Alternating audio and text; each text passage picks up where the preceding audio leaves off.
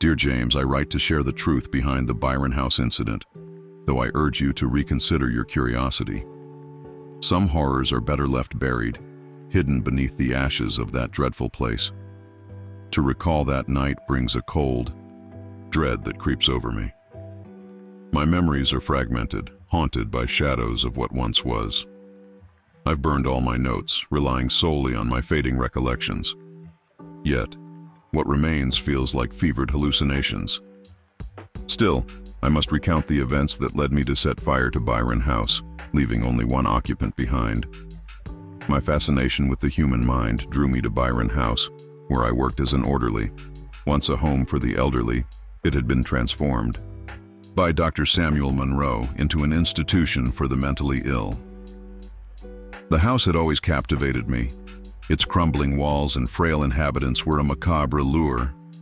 As a child, I vowed never to succumb to old age. Yet here I am, caught in the throes of my own mortality. My fascination turned into a morbid obsession, and I became an unwitting participant in the horrors that unfolded within those walls. I started working at Byron House with naive enthusiasm, eager to learn from the patients and staff. 12 inmates resided there, each suffering from their own unique afflictions. Dr. Monroe ruled from his office, while orderlies like me tended to the patients. Among my colleagues, one stood out. Williams, a brute of a man who enjoyed using force when necessary. Jane, a jaded nurse, was another. She seemed indifferent to the inmates, yet I sensed a hidden depth beneath her exterior.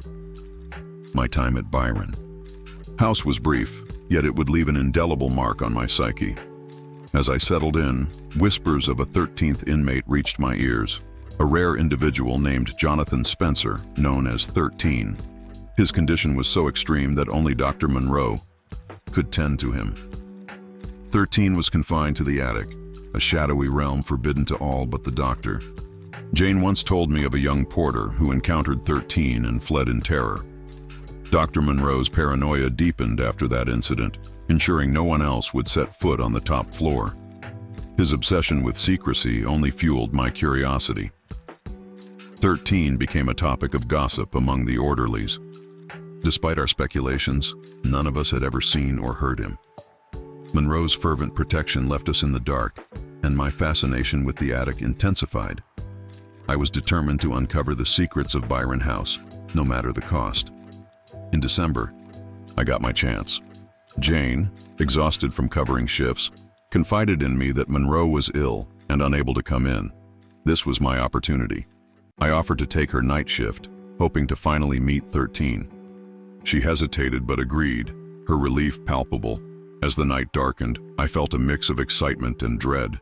The weight of solitude pressed upon me as the last staff member left, and the silence descended.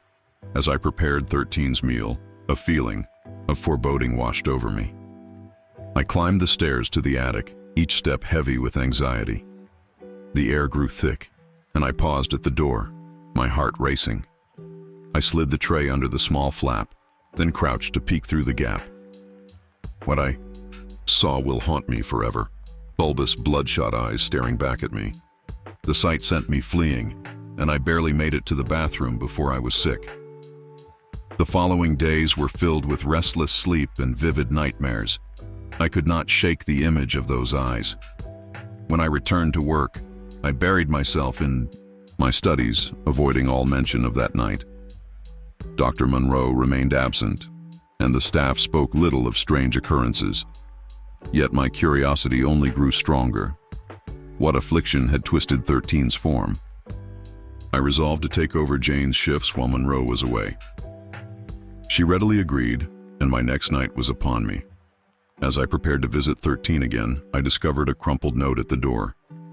I didn't dare read it until I returned home, fearing it would disturb my fragile state of mind. Once safely inside my flat, I unfolded the note.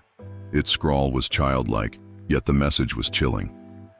13 apologized for my fright, explaining his condition and the truth about Dr. Monroe. He revealed that they were once friends who had explored the world together, but something sinister had occurred. 13 urged me to keep our correspondence secret, warning of Monroe's wickedness.